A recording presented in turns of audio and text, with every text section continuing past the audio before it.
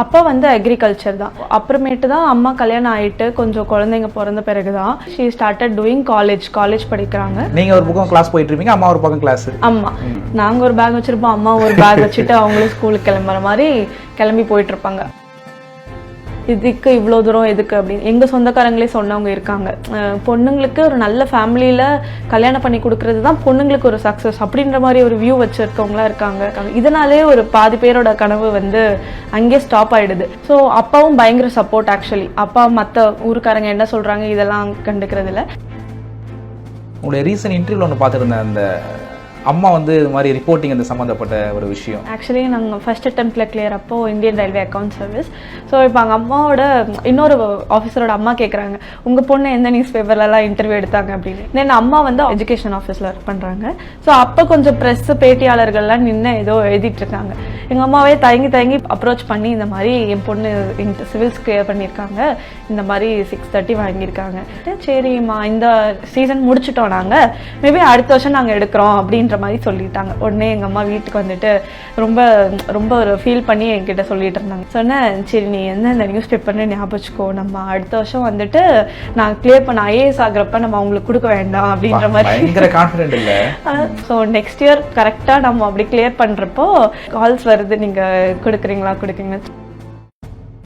படிச்சது engineering, civil engineering. இதை பார்க்கறதுக்கு நிறைய பேருக்கு வந்து ஒரு கான்ஃபிடென்ட். எனக்கு ஆர்ட்ஸ் சேரணும் தான் ஆசை ஆக்சுவலி. பட் அப்பா அம்மா வந்து ஒரு ஜாப் செக்யூரிட்டி இருக்கட்டும், நாளை பின்ன ஏதாவது ஒர்க் போகிறதுக்கு இன்ஜினியரிங் இருக்கு. நீங்கள் கிளியர் பண்ணியிருக்கீங்க இல்லையா, எங்களுக்கு ஒரு ஐடியா கொடுங்களேன். வாட் இஸ் கொரோனா அப்படின்னு கேட்டால் இன்ஜினியரிங்கில் என்ன எழுதிருப்பீங்க, UPSCயில் இன்றைக்கி என்ன எழுதிருப்பீங்க? பர்சனல் இன்டர்வியூ ஒன்று நடத்துவாங்களா மேம், அதில் என்ன உங்களுக்கு என்ன கொஸ்டின் கேட்டாங்க, அது எப்படி அதை டீல் பண்ண போகிறதுக்கு முன்னாடி எப்படி இருந்துச்சு உங்களுக்கு அந்த இது? UPSCயில் எப்படி இன்டர்வியூ கேட்பாங்கன்னா உங்களை வந்து தாட் ப்ரோவோக்கிங்காக லைக் எப்படி ஸ்பாட்டில் போடுற மாதிரி கேட்பாங்க. ஒரு நாளைக்கு எவ்வளோ நேரம் படிச்சிருக்கீங்க, அதிகபட்சம் எவ்வளோ நேரம் படிச்சு? டெய்லி ஒரு 4 hours 5 hours ஒரு நாளைக்கு. ஏன்னா கன்சிஸ்டண்ட்டாக இருக்கணும், அவ்வளோதான் நமக்கு முக்கியம். மண்டே டியூஸ்டே வெனஸ்டே தர்ஸ்டே எல்லா நாளும் படிச்சுட்டு இருக்கணும். ஒரு யங்ஸ்டராக வந்து நான் IAS ஆகி இதெல்லாம் பண்ணணும் அப்படிங்கிற ஏதாச்சும் முக்கியமான ஒரு ஸ்கோப் இருக்கும்ல. வில்லேஜில் இருக்கிற மக்களுக்கு சுய தொழில் பண்ணி அவங்களோட அக்ரிகல்ச்சர் எல்லாம் இம்ப்ரூவ் பண்ணி அவங்க கிராமத்திலே ஒரு நல்ல சஸ்டைனபிளாக இருக்கணுன்றது தான் என்னோட ஆக்சுவலி ஒரு ட்ரீம் மாதிரி.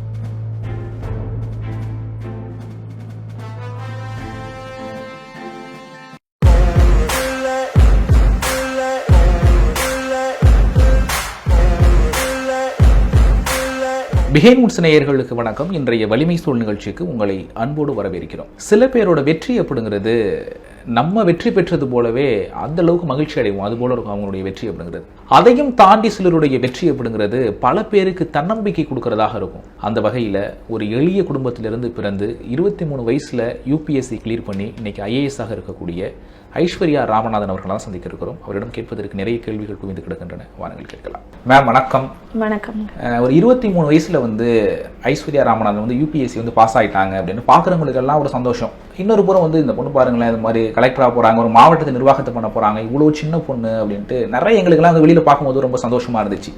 ஆனால் பிஹைண்டில் வந்து நீங்கள் ரொம்ப கஷ்டப்பட்டுருப்பீங்க. உங்களுடைய ஃபேமிலி பேக்ரவுண்ட் என்ன அப்படின்ட்டு எங்களுக்கு நிறைய தெரியாது. அதை பற்றி கொஞ்சம் சொல்லுங்களேன். எந்த ஊர், எங்கே பிறந்தீங்க, அப்பா அம்மாலாம் என்ன பண்ணுறாங்க? என்னுடைய பேர் ஐஸ்வர்யா ராமநாதன். சொந்த ஊர் கடலூர், பண்ருட்டி பக்கத்தில் ஒரு வில்லேஜ், மருங்கூர்ன்ற வில்லேஜ். படித்தது எல்லாமே கடலூரில் தான். Saint Mary's matriculation higher secondary ஸ்கூலில். காலேஜ் பண்ணது அண்ணா யூனிவர்சிட்டி சென்னையில். ஸோ முடிச்சுட்டு 1 year கோச்சிங் கொடுத்துட்டு 2018 UPSC எக்ஸாம் அட்டன் கொடுத்தேன். That was my first attempt. அதில் ஆல் இண்டியா ரேங்க் 630 செக்யூர் பண்ணியிருந்தேன். இந்தியன் ரயில்வே அக்கௌண்ட் சர்வீஸ் வந்துச்சு. ஸோ அந்த ப்ரொபேஷன் பீரியட் போயிட்டுருக்கப்போ செகண்ட் அட்டெம்ப்ட் கொடுத்துருந்தேன். அதில் ஆல் இண்டியா ரேங்க் 47 கிடச்சிது. So I got allotted in Indian administrative service. And thankfully I got my home card Tamil Nadu. இந்த UPSC அதை பற்றி கொஞ்சம் நிறைய பேசலாம். அதுக்கு முன்னாடி மேம், சிலர் வீட்டிலலாம் வந்து என் பிள்ளை கலெக்டர் ஆகணும், எங்கே பாரு கலெக்டராக தான் ஆகிற அப்படின்லாம் சொல்லி வளர்ப்பாங்க. உங்கள் வீட்டில் எப்படி? எங்கள் வீட்லேயும் ஆக்சுவலி எங்கள் அம்மா வந்து சின்ன வயசுலேருந்தே கலெக்டர் ஆகணும், IAS ஆஃபீஸர் ஆகணும்னு தான் சொன்னாங்க. பட் ப்ரெஷர் அந்த மாதிரிலாம் எதுவும் கிடையாது. இப்படி ஆகினா நல்லாயிருக்கும் அப்படின்னு ஒரு பாசிட்டிவான ஒரு இன்ஃப்ளூயன்ஸ் மாதிரி தான் இருந்துச்சு. உங்களுக்கு இன்ட்ரெஸ்ட் இருந்துச்சா? எனக்குமே இன்ட்ரெஸ்ட் இருந்துச்சு. ஸோ எனக்கு ஆக்சுவலி ஸ்கூலில் இந்த GK அப்படின்ற சப்ஜெக்ட் ரொம்ப பிடிக்கும். ஸோ சயின்ஸ், மேக்ஸ் இதெல்லாம் இல்லாமல் எனக்கு GK அப்படின்ற சப்ஜெக்ட் ரொம்ப பிடிச்சிருந்துச்சு. தென் இன்னொரு முக்கியமான ரீசன் வந்து கடலூர் டிஸ்ட்ரிக்டில் இருக்கிறதுனால 2004 சுனாமி நடந்தப்போ நம்ம கலெக்டராக இருந்தது mister Gagandeep Singh Bedi IAS officer அவர். ஸோ அப்போ அவர் பண்ண ஒர்க் வந்துட்டு இப்போ வரைக்கும் அங்கே இருக்க மக்களுக்கு பேசப்படுது. ஸோ அப்போ நாங்கள் ஸ்கூல் பசங்களாக இருக்கிறப்ப எங்களுக்கு கலெக்டர்ன்ற ஃபிகர் இவ்வளோ ஒரு இம்பார்ட்டண்ட்டான ஆள், மக்களுக்கு இவ்வளோ ஒரு லீடர் அப்படின்றத பார்த்து எல்லாருமே மோட்டிவேட் ஆனோம். ஸோ அதுவுமே one of the big reason for me. சைல்ட்ஹுட்டில் நம்ம படிச்சது இன்ஜினியரிங்கா இல்லை? படித்தது இன்ஜினியரிங். என்ன டிபார்ட்மெண்ட் மேடம்? Civil engineering. இதை பார்க்குறதுக்கு நிறைய பேருக்கு வந்து ஒரு கான்ஃபிடென்ட். இன்னைக்கு இன்ஜினியரிங் ஸ்டூடெண்ட்ஸ் வந்து நிறைய பேர் வந்து இன்ஜினியரிங் சம்பந்தம் இல்லாமல் வேற டிபார்ட்மெண்ட் போகிறாங்க. அதான் ஐஏஎஸ் அப்படிங்கிறதுல பார்க்கும்போது நிறைய பேருக்கு ஒரு கான்ஃபிடென்ட் லெவல் பரவாயில்ல அப்படிங்கிறது மாதிரி. யூபிஎஸ்சி எக்ஸாமுக்கு பார்த்தீங்கன்னா ஏதோ ஒரு டிகிரி முடிச்சா போதும். ஸோ அது இன்ஜினியரிங்காக இருக்கலாம், லா டிகிரியாக இருக்கலாம், டாக்டர்ஸும் முடிச்சுட்டு வராங்க. ஸோ எந்த ஒரு டிகிரி இருந்தாலும் போதும். ஸோ நான் அது ஸ்கூல் டைம்லேயே அப்போ கொஞ்சம் சர்ச் பண்ணி பார்த்ததில் ஒரு டிகிரி முடிச்சா யூபிஎஸ்சி பண்ணிடலான்னு இருந்தது. ஸோ அப்போ எனக்கு ஆர்ட்ஸ் சேரணும்னு தான் ஆசை. ஆக்சுவலி ஹிஸ்ட்ரி அந்த மாதிரி யூபிஎஸ்சிக்கு ரிலேட்டடாக எடுக்கணும்னு தான் ஆசை. பட் அப்பா அம்மா வந்து ஒரு ஜாப் செக்யூரிட்டி இருக்கட்டும், ஸோ அது இல்லைன்னா நாளை பின்ன ஏதாவது ஒர்க் போகிறதுக்கு இன்ஜினியரிங் செக்யூராக இருப்போம் சொல்லிட்டு ஆமா.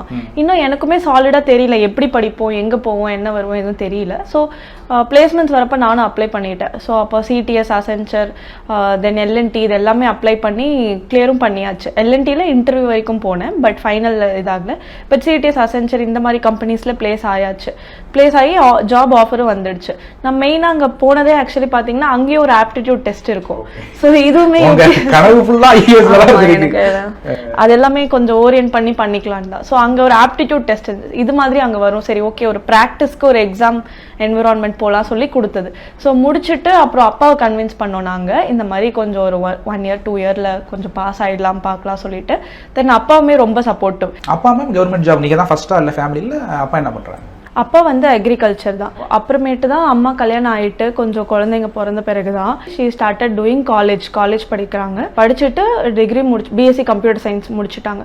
ஸோ முடிச்சுட்டு அவங்களுக்கு அப்புறம் என்ன பண்ணுறதுன்னு தெரியல, வீட்டில் தான் இருக்காங்க. ஸோ ஒருத்தங்க அப்படியே பார்க்க வரவங்க வந்து டிஎன்பிஎஸ்சி எக்ஸாம் ட்ரை பண்ணலாமே, ஏதாவது ஒரு கவர்மெண்ட் ஜாப் போகலாமே அப்படின்ற மாதிரி சொல்கிறாங்க. ஸோ அப்போ தான் அம்மாவுக்கு வந்து கவர்மெண்ட் ஜாப்லாம் இருக்குது, இப்படி தான் போகணும், ஐ மீன் எக்ஸாம் எழுதி தான் போகணும்னு தெரிய வருது. ஸோ அப்புறமேட்டு படிக்க ஆரம்பிக்கிறாங்க. அவங்க கோச்சிங் சென்டர் தேடி அலைஞ்சு இதெல்லாம் அவங்க கல்யாணம் ஆகி குழந்தைங்களை வச்சு பார்த்துட்டு இருக்கப்பவே ஒருத்தருத்தங்க சொல்ல தான் அவங்களுக்கே தெரியுது. ஸோ அப்படி இருக்கிறப்ப அம்மா கோச்சிங் சென்டர் போய் படிக்கிறாங்க, டெய்லி கிளாஸ் போகிறாங்க. ஸோ அதெல்லாம் சின்ன வயசுலேருந்து பார்த்து வளர்ந்து கிளாஸ் போயிட்டு இருப்பீங்க, அம்மா ஒரு பக்கம் கிளாஸ். ஆமா ஆமா, நாங்க ஒரு பேக் வச்சிருப்போம், அம்மா ஒரு பேக் வச்சுட்டு அவங்களும் ஸ்கூலுக்கு கிளம்புற மாதிரி கிளம்பி போயிட்டு இருப்பாங்க. அப்பெல்லாம் அக்கா நாங்களாம் ரொம்ப சின்ன பசங்க. ஸோ அப்பாவும் பயங்கர சப்போர்ட். ஆக்சுவலி அப்பா மற்ற ஊருக்காரங்க என்ன சொல்றாங்க இதெல்லாம் கண்டுக்கிறது இல்லை. நம்ம வந்து ஒரு வருஷம் 2 வருஷம் வந்து வேலைக்கு போகாம வீட்டில் வந்து படிக்க போறோம் அப்படின்னு சொன்னாலே மிகையில வந்து வீட்டில் அம்மா அப்பா சொல்லுவாங்களே, என்னம்மா 1 மாசம் ஆச்சு, 2 மாசம் ஆச்சு, 3 மாசம் ஆச்சு அப்படின்னு. ஆனால் நீங்கள் ஃபர்ஸ்ட் அட்டம்லேயே கிளியர் பண்ணுறீங்க. அப்பா அம்மாவோட சந்தோஷம் எப்படி இருந்துச்சு? ஸோ ஆக்சுவலி பார்த்தீங்கன்னா நீங்கள் சொல்கிற மாதிரி 1 மாதம் ஆச்சு, 2 மாதம் ஆச்சு. நாங்கள் பாஸ் அவுட் ஆனது 2017. ஸோ 1 வருஷம் நாங்கள் உட்காந்து படிக்கணும். அப்போ வந்து அப்பா அம்மா கிட்ட சொல்லியாச்சு இதுதான் எக்ஸாம், 1 வருஷமாவது மினிமம் ப்ரிப்பேர் பண்ணணும். தென் எக்ஸாம் ப்ராசஸே 1 வருஷம் ஆகிடும். ஸோ அப்போ எப்படி ஆச்சுன்னா அப்போ ரிசல்ட் வந்து பாஸ் ஆகுறப்ப எல்லாருக்குமே ரொம்ப சந்தோஷம். ஆக்சுவலி யூபிஎஸ்சியில் எப்படின்னா நமக்கு தெரிஞ்சிடும் இந்த நாள் தான், கிட்டத்தட்ட இந்த நாளில் தான் ரிசல்ட் வரப்போகுதுன்னு. ஸோ அப்போயே நமக்கு ஆங்ஸைட்டி பில்ட் ஆக ஆரம்பிச்சிடும். நமக்கு மட்டும் இல்லாமல் நம்ம அப்பா அம்மாவுக்கும் ஆக ஆரம்பிச்சு.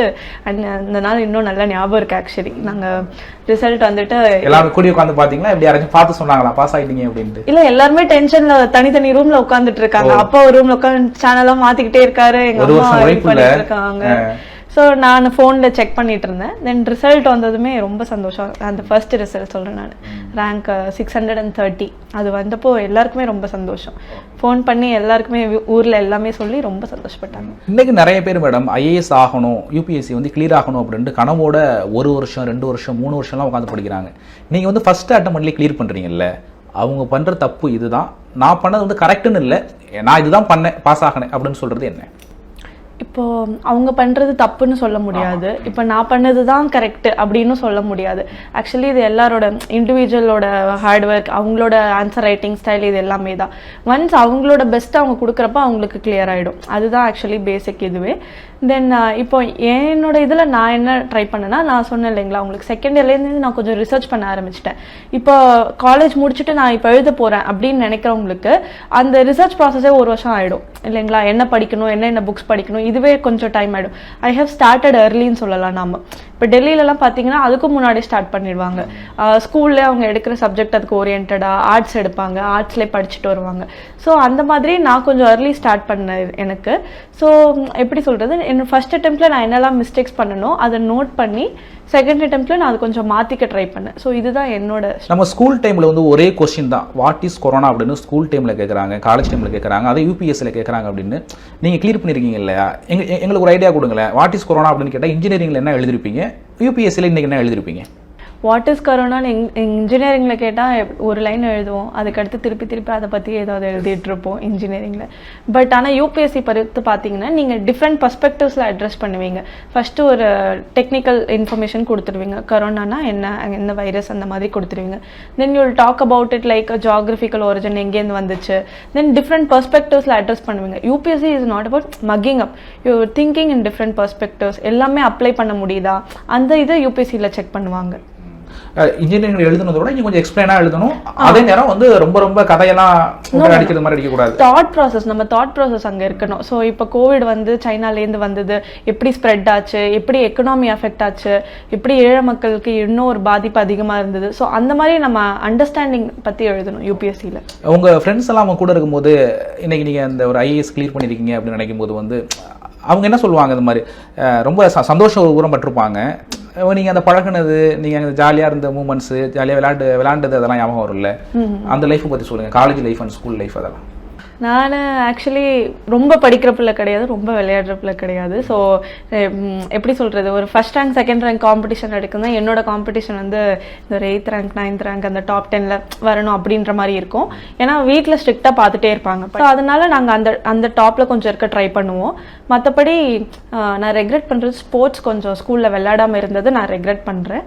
ஒரு ரொம்ப ஸ்ட்ரெஸ்ஃபுல்லான லைஃப் கிடையாது, நார்மலான ஒரு ஈஸி கோயிங் லைஃப் மாதிரி தான் இருந்துச்சு. நல்ல ஃப்ரெண்ட்ஸ் குரூப் எல்லாமே இருந்துச்சு.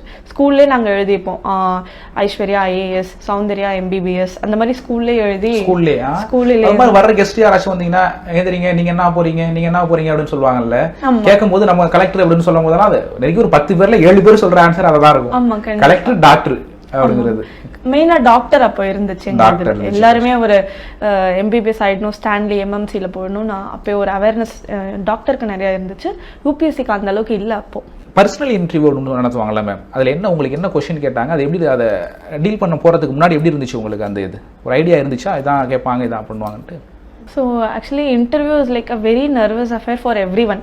யாரெல்லாம் இன்டர்வியூ கொடுக்க போகிறாங்களோ, ஈவன் தோ நம்ம இவ்வளோ நிறைய படிச்சிருப்போம், நிறைய பண்ணியிருப்போம், பட் பயங்கர நர்வஸாக இருக்கும் நமக்கு அங்கே. ஏன்னா இப்போ போகிற ஆவரேஜ் கேண்டிடேட்டோட ஏஜ் 25 தான் இருக்கும். அங்கே உட்காந்துருக்கவங்களோட சர்வீஸ் வந்து 25 இயர்ஸ் இருக்கும். ஸோ நம்ம வயசு வந்து ரொம்ப கம்மி, அவங்களோட எக்ஸ்பீரியன்ஸ் அந்த அளவுக்கு. நம்ம வயசு தான் அவங்களோட எக்ஸ்பீரியன்ஸ், அதை விட அதிகம்னே சொல்லலாம். கொஞ்சம் ரிட்டையர்ட் ஆனவங்களா வருவாங்க, 30-35 இயர்ஸ் எக்ஸ்பீரியன்ஸோட வருவாங்க. நீங்கள் உண்மை சொல்கிறீங்களா பொய் சொல்கிறீங்களா நீங்கள் சொல்கிறத வச்சு கண்டுபிடிச்சிடுவாங்க. தென் தெரியலன்னா ஜட்ஜ் பண்ணுவாங்களோன்ற பயம் இருக்கும். ஸோ அவ்வளோ பயத்தோடு தான் போவோம். நம்ம ஃபர்ஸ்ட் அட்டெம்ப்ட் இன்டர்வியூ கொடுக்குறப்ப ஃபுல் பயம். ஆக்சுவலி எனக்கு ஞாபகம் இருக்குது, நாங்கள் ஃபர்ஸ்ட் டைம் நான் ஃப்ளைட்டில் போகிறது டெல்லிக்கு தான் ஃபர்ஸ்ட் டைம். சரி லைஃப்லேயே போகிறோம் சொல்லிட்டு டெல்லிக்கு போனது. அங்கே நான் ஃப்ளைட்லேயே உட்காந்து படிச்சுட்டு இருந்தேன். அவ்வளோ பயம் இருந்துச்சு, எங்கே இது கேட்டுடுவாங்களோ அது கேட்டுடுவாங்களோ. நான் டெல்லியை இப்படி நிமிர்ந்து கூட பார்க்கல, இப்படி படிச்சுக்கிட்டே போயிட்டு இருந்து அவ்வளோ பயம், என்ன கேட்டுடுவாங்களோன்னு. அம்மா ஒரு சைடு தலை சீவிட்டு இருக்காங்க, அப்பா ஓட்டிட்டு இருக்காரு, அப்பயும் வந்து இந்த புக்கை பார்த்துட்டு படிச்சுட்டு இருக்கோம். அவ்வளோ தேவையே இல்லை. ஆக்சுவலி இன்டர்வியூன்றது நம்ம நாலேஜை செக் பண்ணுறது கிடையாது. ஃபர்ஸ்ட் திங் நம்மளோட பர்சனாலிட்டி, இப்போ இவங்க எப்படி நல்லா பண்ணுவாங்களா, இவங்க எது முக்கியமாக நினைக்கிறாங்க அது செக் பண்ணுறது. பட் ஃபர்ஸ்ட் அட்டெம்ப்டில் அவ்வளோ ஒரு அவேர்னஸ் இல்லை. ஸோ ஒரு நர்வஸாகவே போய் உட்காந்தவொடனே அவங்க கேட்குறாங்க, very senior officer Sujatha Mehta ma'am சொல்லிட்டு, அவங்க வந்து what is your name, background. நான் அப்படியே டெக்ஸ்ட் புக்கில் எழுத மாதிரி my name is Aishwarya, I'm coming from here. ரொம்ப நர்வஸாக அப்படியே ஒரு பாவமாக உட்காந்துட்டு சொல்லிட்டு இருந்தேன். ஸோ அவங்க அப்புறமேட்டு அவங்களுக்குமே கேட்குறவங்களுக்குமே ஒரு இது இருக்காது இல்லைங்களா. அதுவும் ஃபர்ஸ்ட் அட்டெம்ப்ட் ரொம்ப சின்ன பொண்ணுன்னா அவங்களுமே கிரில் பண்ணல, நார்மலாக தான் கேட்டாங்க.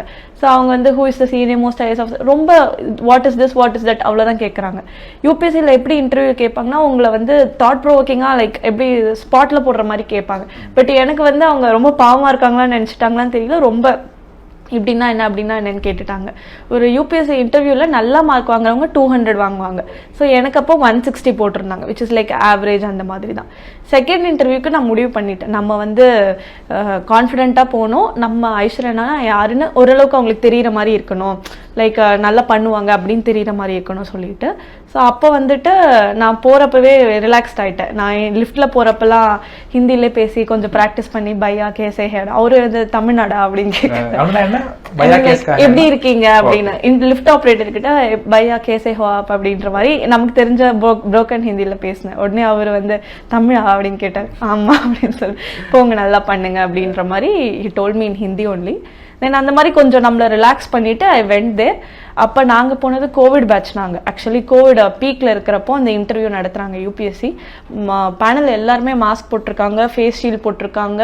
அவங்க என்ன பேசுகிறாங்கன்னு கேட்காது. ஸோ நம்மளும் மாஸ்க் போட்டிருக்கோம், ஃபேஸ் ஷீல்ட் போட்டிருக்கோம். ஸோ வாய்ஸ் லவுடாக சொல்லி, நம்ம எங்கே இருக்கோன்னா அவங்க ஒரு 10 அடி தள்ளி அங்கே உட்காந்துருப்பாங்க. ஸோ லவுடாக பேசி அப்போ இன்டர்வியூ நல்லபடியாக போச்சு. Then I got 187, which is like very good.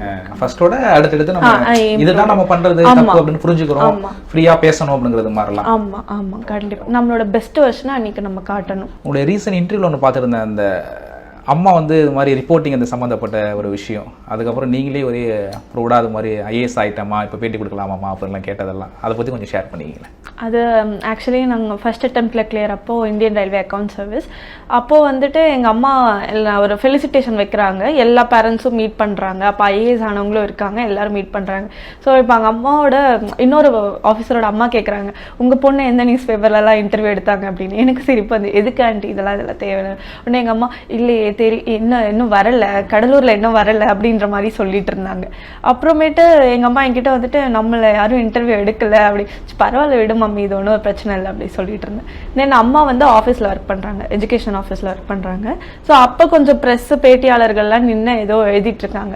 எங்கள் அம்மாவே தயங்கி போகலாமா வேண்டாமான்னு பார்த்துட்டு போய் அப்ரோச் பண்ணி, இந்த மாதிரி என் பொண்ணு சிவில்ஸ் கிளியர் பண்ணியிருக்காங்க, இந்த மாதிரி 630 வாங்கியிருக்காங்க. ஸோ அவங்க வந்துட்டு சர்வீஸ் என்ன அப்படின்ற மாதிரி கேட்டுட்டு, சரிம்மா இந்த சீசன் முடிச்சிட்டோம் நாங்கள், மேபி அடுத்த வருஷம் நாங்கள் எடுக்கிறோம் அப்படின்ற மாதிரி சொல்லிட்டாங்க. உடனே எங்கள் அம்மா வீட்டுக்கு வந்துட்டு ரொம்ப ரொம்ப ஒரு ஃபீல் பண்ணி என்கிட்ட சொல்லிட்டு இருந்தாங்க, இந்த மாதிரி நானாக போய் கேட்டுட்டுண்டா, நான் போயிருக்கக்கூடாது, எனக்கு ரொம்ப ஒரு எம்பாரசிங்காக இருக்குது, நான் போய் கேட்டேன், அவங்க இந்த மாதிரி அடுத்த வாட்டி வந்துடு அப்படின்னு சொன்னாங்க. அடுத்த வருஷம் நம்ம எப்படி போய் கொடுக்குறது, வருவாங்களா அவங்க அப்படின்ற மாதிரி கேட்டுட்டு இருந்தாங்க. சொன்னேன், சரி நீ எந்த நியூஸ் பேப்பர்னு ஞாபகம் வச்சுக்கோ, நம்ம அடுத்த வருஷம் வந்துட்டு நான் கிளியர் பண்ண ஐஏஎஸ் ஆகிறப்ப நம்ம அவங்களுக்கு கொடுக்க வேண்டாம் அப்படின்ற மாதிரி ஒரு சும்மா ஒரு இதுக்கு. But I had an idea like I should கிளியர்ன்ற மாதிரி. ஸோ நம்ம கொடுக்க வேண்டாம் அப்படின்னு எங்கள் அம்மா அப்பா சிரிச்சுட்டு விட்டுட்டாங்க. ஸோ நெக்ஸ்ட் இயர் கரெக்டாக நம்ம அப்படி கிளியர் பண்ணுறப்போ கால்ஸ் வருது, நீங்கள் கொடுக்குறீங்களா, சரிங்க ஒன்றும் ப்ராப்ளம் இல்லை சொல்லிட்டு கொடுக்குறேன் அப்படின்னு சொல்லிட்டு வச்சாச்சு. தென் அம்மா கால் பண்ணி, ஞாபகம் இருக்கா உங்களுக்கு அந்த நியூஸ் பேப்பர் சொன்னாங்களா, அவங்க கால் பண்ணி இன்டர்வியூ கேட்குறாங்க, இப்போ நீங்கள் சொல்லுங்கள் கொடுக்கலாமா அப்படின்னு சொல்லிட்டு. உடனே எங்கள் அம்மா சரிடா சந்தோஷம் அப்படின்னு சொல்லுவாங்க. ஒரு 23 தான் ஏஜ் அப்படிங்கும் போது நம்ம காலேஜ் ஃப்ரெண்ட்ஸ் எல்லாம் ஆச்சு மேரேஜ் இருப்பாங்க, ஒழுங்காக காலேஜுக்கு வந்து மேரேஜுக்கு வந்துரு, இல்லைனா அவ்வளோதான் அப்படிங்கிற கோச்சிக்கிற ஒரு சப்போர்ட் நடக்கும். ஒரு சைடு சினிமாவுக்கு போகிறது, ஒரு சைடு பொழுதுபோக்கு அப்படின்ட்டு அந்த ஏஜில் வந்து ஒரு என்ஜாய் அப்படிங்கிறது மாதிரி பிரதானமாக இருக்கும். ஆனால் அதெல்லாம் எப்படி எல்லாத்தையுமே இக்னோர் பண்ணிவிட்டு படிப்பு புத்தகம் அப்படின்ட்டு இருந்தீங்களா, இல்லை அப்பப்போ கொஞ்சம் ரிலாக்ஸேஷன் இருந்தீங்களா? இப்போ வந்து எல்லாமே சாக்ரிஃபைஸ் பண்ணிடணும் அப்படின்றது ஒரு மிஸ்கன்சம்ஷன் தான். ஐ மீன் லைக் நான் வந்துட்டு காலேஜில் இருக்கப்போ எல்லா நார்மல் காலேஜ் ஸ்டூடெண்ட்ஸ் மாதிரி நல்ல ஃப்ரெண்ட்ஸ் கேங்கு, இப்போ படத்துக்கு போகிறது, லைக் ஏதாவது வெளியில் போகிறது, அந்த மாதிரிலாம் நாங்களும் பண்ணோம். பட் நான் சொன்னேன் இல்லைங்களா, ஃபைனல் இயர் அதுக்கு அடுத்த இயர் அந்த வருஷம் ரொம்ப முக்கியம். 2018 எக்ஸாம் வரப்போது நான் 16-17 வருஷத்தில் சீரியஸாக படிக்கணும் அப்படின்றது பிளான் பண்ணிவிட்டு தனியாக ஒரு ரூம் மாதிரி எடுத்துகிட்டு படிக்க ஆரம்பிச்சிட்டோம். ஸோ அப்போ பார்த்தீங்கன்னா நீங்கள் சொன்ன மாதிரி எல்லோரும் பிளேஸ் ஆகுறாங்க, சிங்கப்பூர் போய் ஒர்க் பண்ணுறாங்க, ஸ்டார்டிங் சேலரியே 50,000 கொடுக்குறாங்க. நம்ம இங்கே என்னென்னா ஃபோன் பண்ணி காசு கேட்டுட்ருக்கோம், கொஞ்சம் போடுங்க மெஸ்ஸுக்கு கொடுக்கணும் அந்த மாதிரி கேட்டுட்ருக்கோம். தென் இமீடியட்டாக கல்யாணம் பண்ணுறாங்க. ஸ்கூல் ஃப்ரெண்ட்ஸ்லாம் எல்லாருக்குமே ஓரளவுக்கு கல்யாணம் ஆகிடுச்சு. ஸோ அவங்கெல்லாம் கல்யாணம் பண்ணுறாங்க, வேறு டேரெக்ஷனில் போகுது. ஸோ அப்போது நான் ஃபோன் பண்ணி ஃபீல் பண்ணிட்டு இருப்பேன். என் ஸ்கூல் ஃப்ரெண்ட்ஸ் சொல்லுவாங்க, நீ ஒரு பெரிய ஒர்க் போயிட்டுருக்க, ஸோ இதுக்கு இவ்வளோ சாக்ரிஃபைஸ் தேவைப்படும், அதனால் நீ கவலைப்படாத, எங்கள் லைஃப் வேறு, நீ இது பார்த்துருக்க, அதனால நீ இது பண்ணுன்னு சொல்லி நல்லா சொன்ன ஃப்ரெண்ட்ஸும் இருக்கிறாங்க.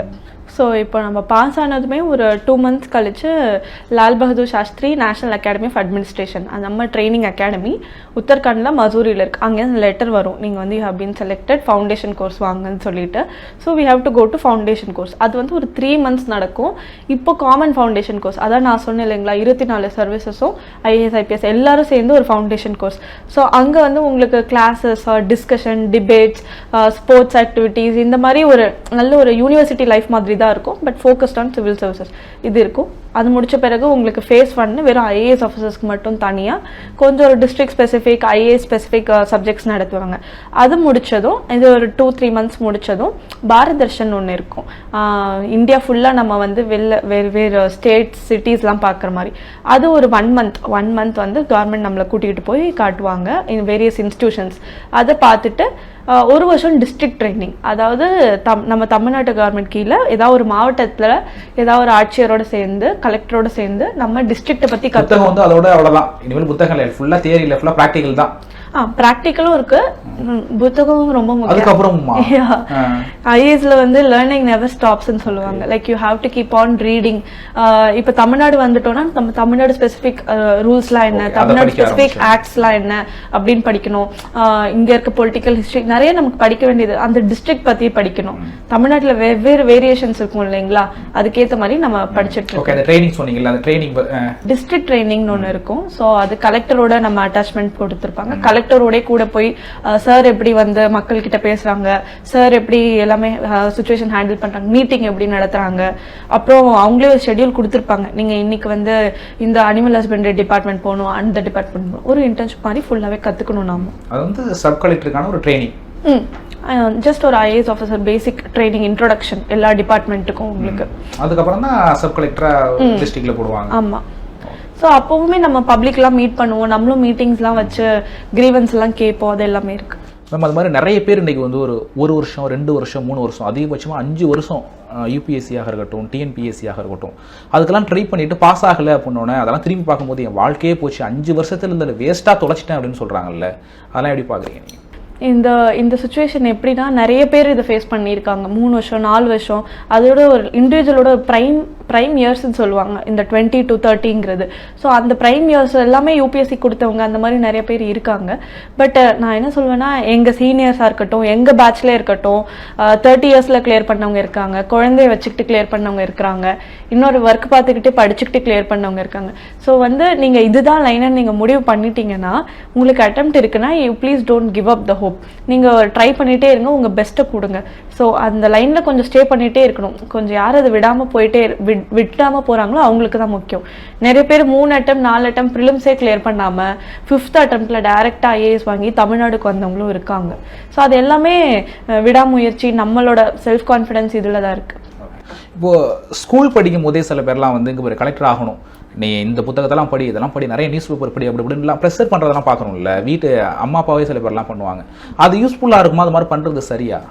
என்னோட பர்சனல் ஒப்பீனியன் எப்படின்னா, அந்த மாதிரி நம்ம ப்ரெஷரே பண்ணக்கூடாது. ஸோ அப்படி பண்ணுறப்ப அது மேலே ஒரு வெறுப்பு வந்துடும். என்கிட்ட வந்து கேட்டிருக்காங்க 3rd standard படிக்கிறாங்க, எப்படி அவங்கள கோச்சிங், அப்படிலாம் கிடையாது. ஸோ உங்கள் சைட்லேருந்து நீங்கள் என்னென்னா ஒரு ரைட் ஆட்டிடியூட் கொடுக்கலாம், ஒரு ரைட் சப்போர்ட் கொடுக்கலாம். நீங்கள் இப்படி பண்ணீங்கன்னா நீங்கள் சர்வீஸ் பண்ணலாம், சொசைட்டிக்கு இது பண்ணலாம், இந்த பொசிஷனில் இதெல்லாம் பண்ண முடியும்னு ஒரு பேக்ரவுண்ட் வேணால் கொடுக்கலாம். அவங்களுக்கு ஒரு இன்ட்ரெஸ்ட் கிரியேட் பண்ண நீங்கள் ட்ரை பண்ணலாம். அது பேரண்ட்ஸ் பண்ணலாம், இது பண்ணால் இப்படி பண்ணலாம்னு சொல்லி ஒரு இன்ட்ரெஸ்ட் கொடுக்கலாம். மற்றபடி வந்து நீ இதை படிக்கணும், இந்த கிளாஸ் ஜாயின் பண்ணு, இப்போ கோச்சிங் சென்டர் போடு அப்படின்னு ப்ரெஷர் பண்ணால் அவங்களுக்கே வெறுப்பு வந்துடும்.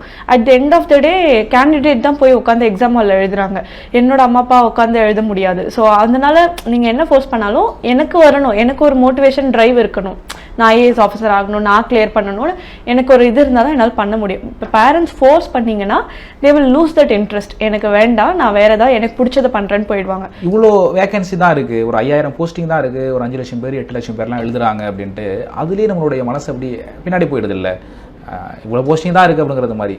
அதை எப்படி நம்ம பேலன்ஸ் பண்ணுறது? நாங்கள் ப்ரிப்பேர் பண்ணுறப்பையும் எங்களுக்கும் இதே பயம் இருந்துச்சு. ஆக்சுவலி நானும் என் ஃப்ரெண்ட்ஸும் ப்ரிப்பேர் பண்ணப்போ.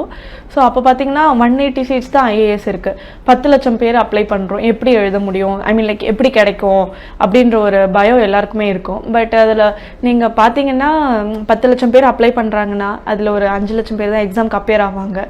ஸோ அந்த 5 லட்சம் பேரில் சீரியஸ் ஆஸ்பிரன்ஸ்னு பார்த்தீங்கன்னா உங்களுக்கு ஒரு 2 லட்சம் அந்த மாதிரி தான் இருப்பாங்க. 3 லட்சம் சரி அட்டென்ட் பண்ணி பார்ப்போம் சும்மா எழுதுறவங்க கூட இருப்பாங்க. ஸோ அப்படி இருக்கப்ப அங்கேருந்து 10,000 பேர் செலக்ட் பண்ணுவாங்க உங்கள் இதுலேருந்து.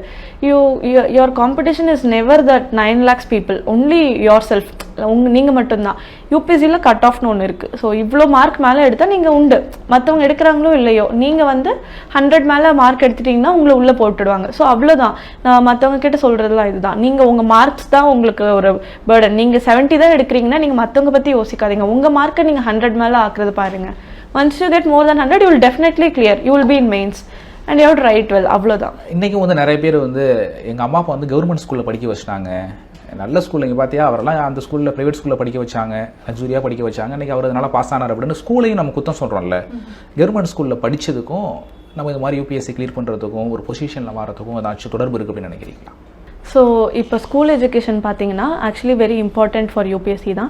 இப்போ நம்ம நம்ம கவர்மெண்ட் ஸ்கூல்ஸில் இருக்க புக் பார்த்தீங்கன்னா நம்ம என்சிஆர்டி, அதாவது சென்ட்ரல் கவர்மெண்ட் புக்ஸ்க்கு ஈக்குவலாக நம்ம தமிழ்நாடு புக்ஸ் இருக்குது. என்னோட பேட்ச்மேட்ஸே நிறைய பேர் கவர்மெண்ட் ஸ்கூல்லேருந்து படிச்சுட்டு வந்தவங்க தான் இருக்கிறாங்க. நம்ம சீனியர் ஆஃபீஸர்ஸ் நிறைய பேர் கவர்மெண்ட் ஸ்கூலில் படித்தவங்க தான் இருக்காங்க.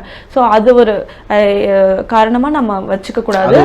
அது ஹார்ட் ஒர்க் இருந்தால் மட்டும் போதும், நம்ம அதை கிளியர் பண்ணிடலாம் கண்டிப்பாக. நம்ம ஓவராலாக பார்க்கும்போது மேடம், ஆண்களோட பெண்கள் கொஞ்சம் கம்மியாக இருக்காங்கல்ல இந்த சர்வீசஸில், நீங்கள் சொல்கிறது 24 சர்வீசஸ்லையும் சரி, என்ன காரணம்? இப்போது பெண்கள் ஏன் கம்மியாக இருக்குன்னா, ஃபர்ஸ்ட் வந்துட்டு நீங்கள் சொன்ன மாதிரி லைக் காலேஜ் முடிச்சதும் கல்யாணம் பண்ணி வச்சிடணும், இல்லை ஒர்க்கில் செட்டில் ஆனால் போதும், இதுக்கு இவ்வளோ தூரம் எதுக்கு அப்படின்னு எங்கள் சொந்தக்காரங்களே சொன்னவங்க இருக்காங்க.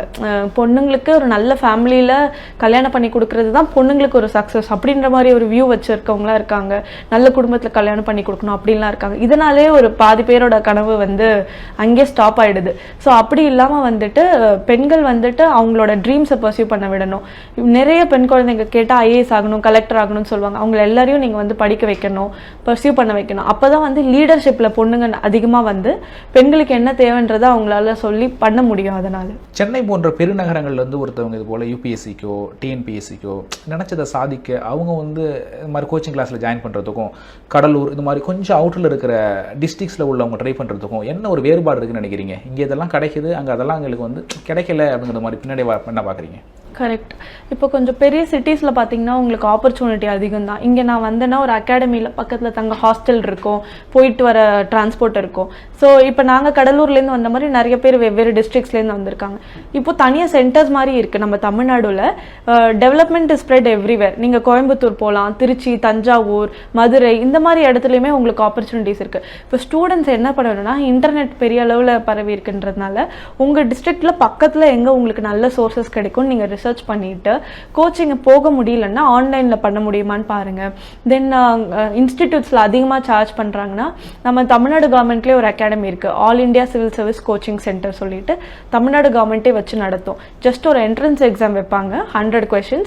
அதில் நீங்கள் நல்ல மார்க் எடுத்தீங்கன்னா உங்களை கவர்மெண்ட்டே செலக்ட் பண்ணி உங்களுக்கு அகாமடேஷன், உங்களுக்கு ஃபுட்டு, டெக்ஸ்ட் புக்ஸ் எல்லாமே கொடுப்பாங்க. ஸ்டைஃபண்டும் உண்டு உங்களுக்கு மாதம் மாதம். ஸோ எல்லா ஆப்பர்ச்சுனிட்டிஸுமே இருக்குது. உங்ககிட்ட ட்ரீம், பேஷன், ஹார்ட் ஒர்க் இருந்தால் போதும், நீங்கள் அப்ளை பண்ணி அங்கே படிக்கலாம். ப்ரிலிம்ஸ் கிளியர் பண்ணதும் உங்களுக்கு அகாமடேஷன் அங்கேயே கொடுத்துருவாங்க.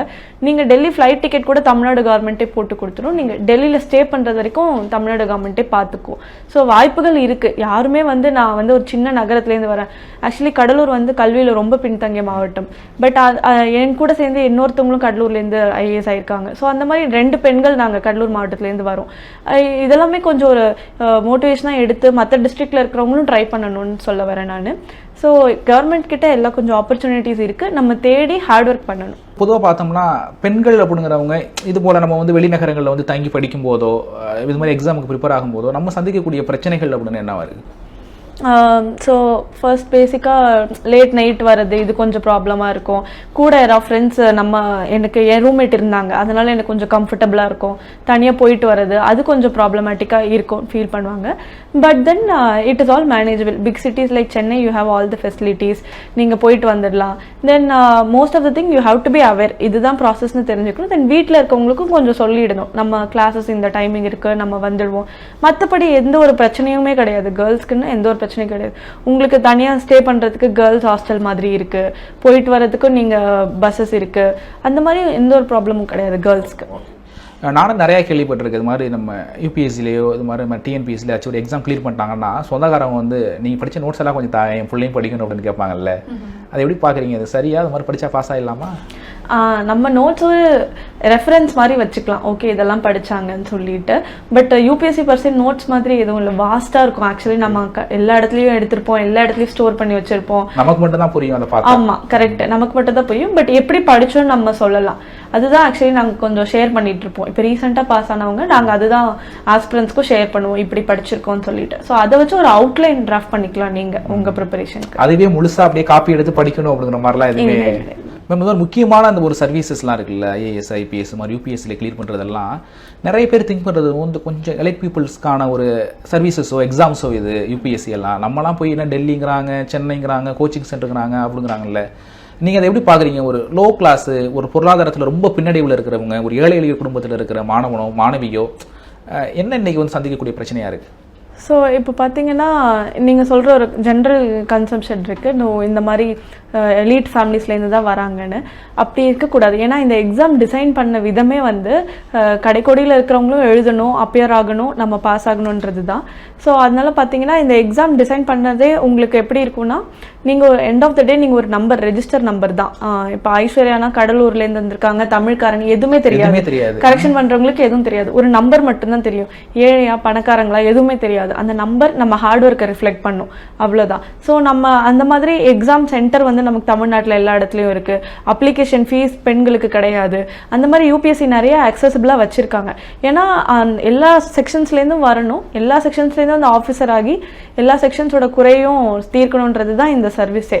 ஸோ அதனால பார்த்தீங்கன்னா யாரெல்லாம் இருக்காங்களோ, ஐ மீன் கவர்மெண்ட்டில் இருக்க, இப்போ நான் அவங்க சொன்னேன் இல்லைங்களா, அந்த ஆப்பர்ச்சுனிட்டிஸ் எல்லாமே யூஸ் பண்ணி கடின உழைப்பாக இருந்தால் கண்டிப்பாக வந்து கிளியர் பண்ணி வர முடியும். அந்த உழைப்பு தான் அதில் பிரதானம், மற்றபடி காசு இவ்வளவு அப்படிங்கிறது அந்த கோச்சிங் சென்டரில் விருப்பப்பட்டால் சேரலாம், அவ்வளோதான்.